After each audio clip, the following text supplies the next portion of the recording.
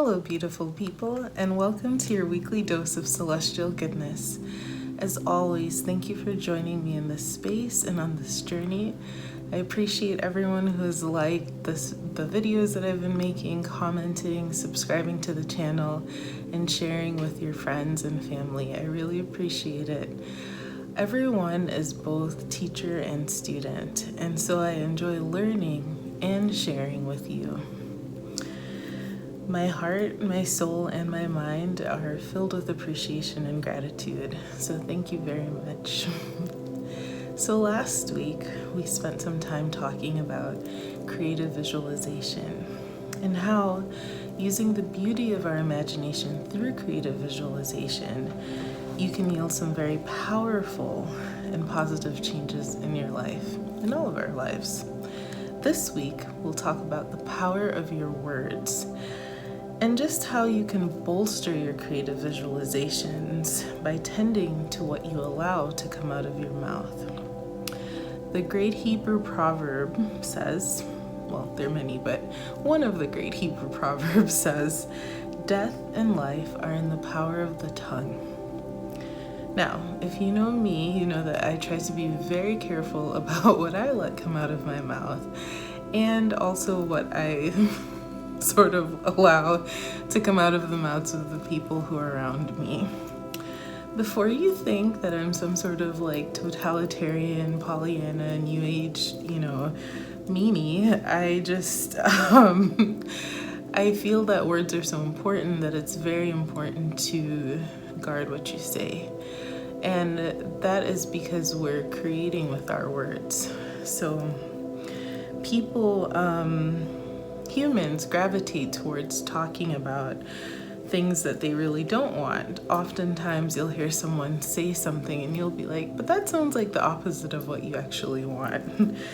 And if I spend a good enough amount of time with someone, I can actually get a very good sense of, what's going on in their life from what they talk about and how they talk about it. We have to say what we want. We must talk about the things that we want as if we can have them, as if we are worthy of them. Essentially, we want to help the things that we want into existence. And it is vital that we use our words to be kind to ourselves as well and to be kind to others. This is very important because I've talked a lot in other videos about energy and mentioned Albert Einstein, but the notion that what we put out comes back to us is very real. And what we allow out of our mouths, we're actively creating. And so this is why affirmations are so important. Before I jump into what affirmations are, I have to say that I'm really proud of you for everything that you're doing to contribute to living your best life. Many people that I know, and myself included, did not grow up learning to be assertive about our lives. We grew up in a reactive sense. I've mentioned Alfonso, my most amazing former therapist, before, and I'm a huge advocate for therapy. Taking care of your health is important, but taking care of your mental health is supremely important. And I think especially in these times, this unprecedented year of 2020. So one of the things too is that therapy especially has been very taboo, especially for Black people and in Jamaican culture. And so one of the things I want to talk a little bit about today is how we can break out of certain generational curses. Alfonso really helped me. Therapy and other tools really, I feel, literally saved my life. And without good health, how will you enjoy all the good things and experiences that you're trying to manifest in your life? Good health is supremely important to everything. So Alfonso once told me that I was being reactive to life. And I actually found my old journal where proactive versus reactive. And so I spent a lot of time really pondering this question. How am I being reactive to life? How can I be more proactive about my life? I mentioned that a lot of us grew up in conditions where we shelter and hold a lot of shame or guilt if we ask for anything or if we ask for anything extra. Some of us didn't grow up making our own decisions or even being involved in the decision-making process. And I feel like that causes a paralysis for those of us who grew up in those situations as adults. When you realize one day that you are the adultier adult in the room, then you have to ask yourself, how am I making decisions? Who's making the decisions for me? And all of this really leads to this subconscious feeling that we are not worthy of the things that we want. Even dreaming big feels like too much. I couldn't possibly do that or have that or be that. But why? Who told you that? Also, there are so many people living, doing, and being that. And success leaves clues. I will ask this as I have in other videos. Why not you? Why not me? It is actually just as easy to make the statement about why you can have or do something as it is to the contrary. Also, when you do get the things that you want, you're in a much better place to help other people and to pay it forward. I learned a very important lesson from a young lady that I went to law school with. She grew up in a very wealthy family. She went to Ivy League schools, and she always asked for what she wanted. I was absolutely stunned the first time I heard her ask for an extra point on a paper simply because she felt that she deserved it. Okay? I just thought that was so transformational. And she didn't just ask for points. She asked for anything and everything that she wanted. And I thought maybe she's getting all of this because of her upbringing. She's used to having things, and maybe that's the reason why she feels so empowered to do that. But really, it was simply because she had learned one of the most powerful lessons in life. Ask for what you want. Those of us who may have grown up in the church, we've often heard this. Ask, and it shall be given. Seek, and you shall find it. Knock, and it shall be opened unto you. But how many of us are asking, seeking, knocking? I ask for anything that I want because either I'm going to get it or I'll be right where I was before.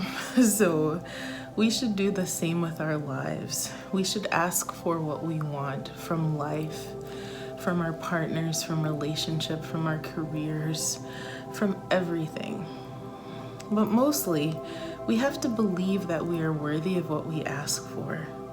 Not believing that you are worthy of something means that it's basically like asking for success, but preparing yourself for failure. So because some of us, this means that we are breaking generational curses of living reactive lives. We have to understand we're not doing this simply for ourselves. When we heal, we open and we hold space for others to heal, and we create the very foundation on which generations after us can live their life to the fullest potential.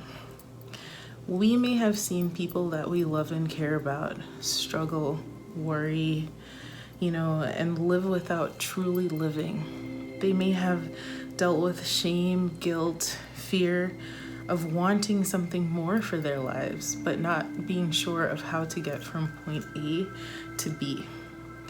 We observed all of this and we may have thought, that's the way. But something inside of us felt intuitively, there has to be something more for me. And that is your vision, because our vision is that we don't want to just survive this life, we want to thrive. So you might say, oh, but such and such is in leadership, or we're in the middle of a pandemic. Yes, I love history. I love to read history and look back through history, and you will see that no matter what the situations are of a particular time period, there are always still people who manage to thrive. So why not you? I just have to ask the question, And we honor the memory of everyone who has gone before us, and we are thankful for the lessons that they have taught us, both about how we want to live and about how we don't want to live. There's a meme that says, I am my ancestors' wildest dreams. And you are, and I am. And so when you do all of this, please remember that you are the link between the past and the future. And what you do today really matters. So honor your ancestors and your descendants by living your best life. Buddha said, words have the power to both destroy and heal. When words are true and kind, they can change our world. In the 1920s, the author Florence Scovel Shinn introduced her book, The Game of Life and How to Play It. This book has influenced thousands of people to use affirmations, from Louise Hay, who started Hay House Publishing, which publishes a lot of things about affirmations and, living your best life, stuff that I'm talking about right now, and Shakti Gawain, who I mentioned last weekend, who wrote Creative Visualization. Affirmations are positive statements that something is already so. These statements affect both your conscious and subconscious mind. Repeating affirmations can actually help to create a mental image in your conscious mind, which impacts the subconscious mind. Ultimately, because your subconscious mind is being impacted, that will influence your behavior, your actions, habits, and your outlook. This is a very powerful activity, and it can totally transform your life, what you create and what you manifest. Affirmations can be done silently, out loud. You can sing them, you can write them down. You can do them as often as possible. I like to write some and put them in places where I can see them throughout the day. And in her groundbreaking book, which I spoke about last week, Creative Visualization, Shakti Gawain gave these tips for affirmations. First, always phrase affirmations in the present tense and not in the future. It is important to create it as if it already exists. It's like you're tricking your subconscious mind into thinking it's already here. Second, always phrase affirmations in the most positive way that you can. Affirm what you do want, not what you don't want, okay? Third, in general, the shorter the affirmation and simpler, the more effective. So there's a military saying, KISS, keep it simple, stupid. Well, I'm gonna say keep it simple, sweetie, because we don't wanna call you stupid. So that's effective, right? Fourth, always choose affirmations that feel totally right for you. Remember, it's your vision. Fifth, always remember when doing affirmations that you are creating something new and fresh. You're not trying to redo or change what already exists. Sixth, affirmations are not meant to contradict or try to change your feelings or emotions. You are a human being and you have a whole range of emotions, and sometimes you just need to go through whatever it is that you're feeling. Seventh, when using affirmations, try as much as possible to create a feeling or a belief, an experience that can be true. Temporarily suspend your doubts. I'm asking you to believe in the things that you want and understand that you are worthy of getting them. So here are some affirmations. These examples are from Florence from the game of life and how to play it, and from creative visualization.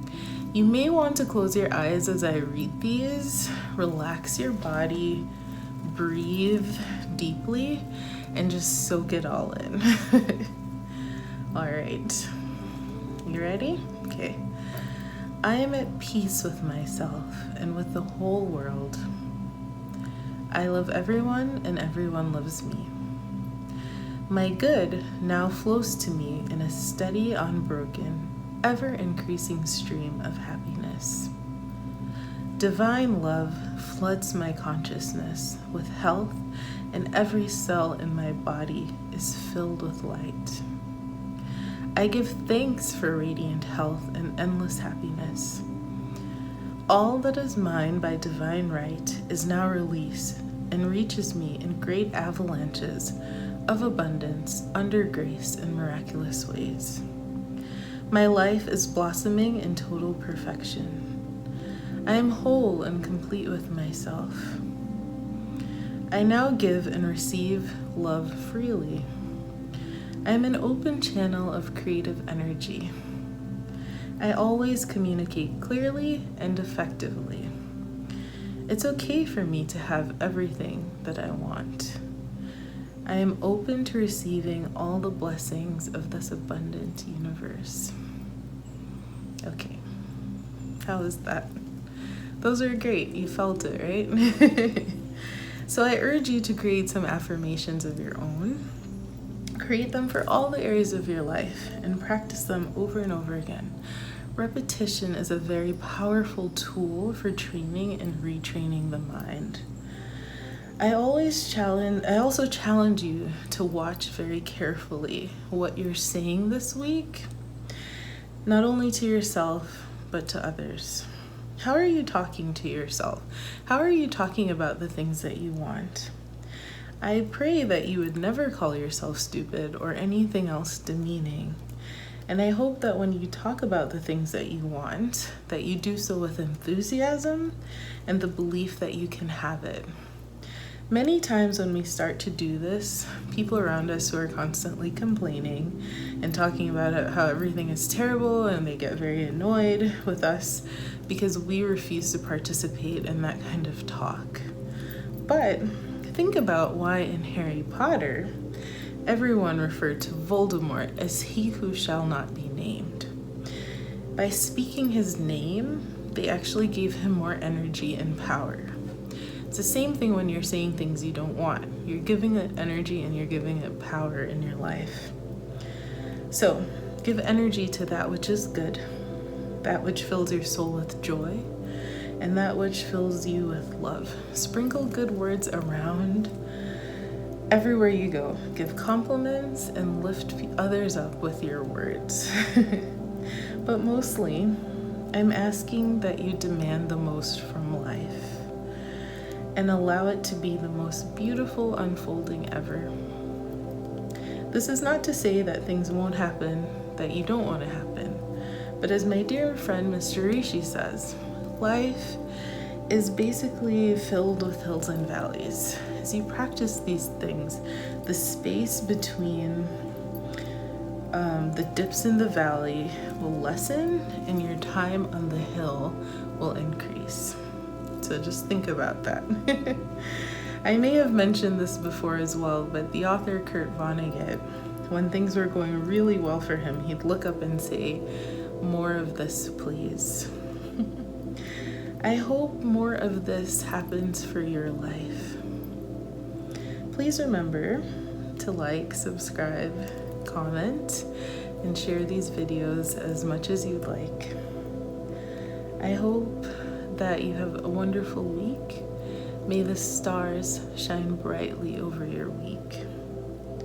Have a joy-filled and love-filled week ahead, and practice your affirmations. Thank you.